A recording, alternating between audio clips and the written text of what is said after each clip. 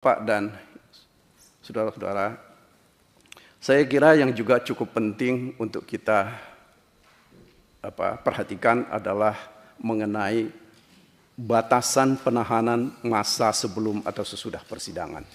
Saya kira ini, kalau saya tidak keliru, salah satu di antaranya yang cukup menarik dari Belanda itu, sekarang ini sangat jarang orang ditahan di pra-persidangan. Ya.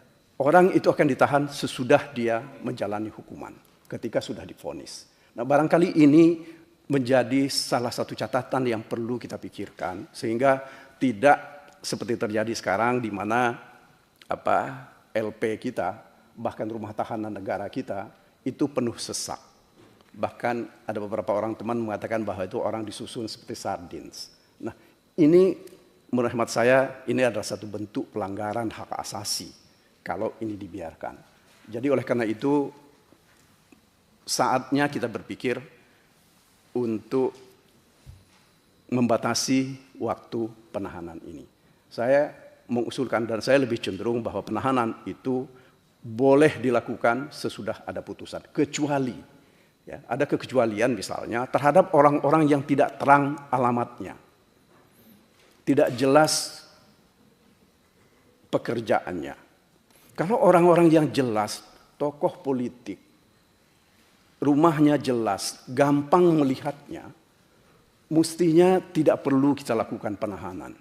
Apalagi belum ada bukti yang sangat substansial bahwa orang ini sudah melakukan kejahatan.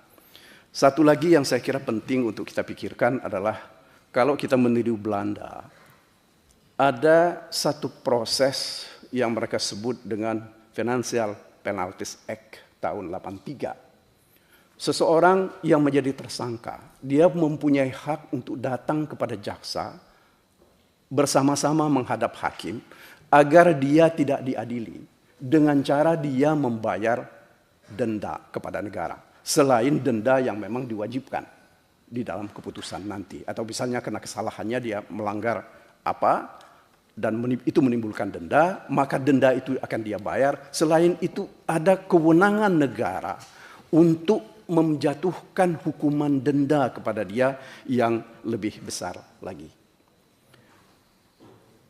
Yang terakhir saya ingin sampaikan adalah pilihan kita terhadap saksi mahkota atau justice kolaborator. Kita di dalam praktek hukum kita sekarang kita sudah mengenal apa yang kita sebut justice kolaborator, bahkan itu sudah diatur oleh Mahkamah Agung, begitu juga oleh Kejaksaan, bahkan tentu saja aturan-aturan tertentu terkait dengan LPSK. Jadi saya kira pilihan kita di dalam RUU KUHP ini, apakah kita sebut nanti justice kolaborator atau dia akan jadi saksi mahkota.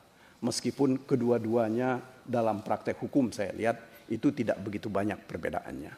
Saya kira itu sebagai pengantar dari saya, Pak Ketua. Terima kasih. Assalamualaikum warahmatullahi wabarakatuh.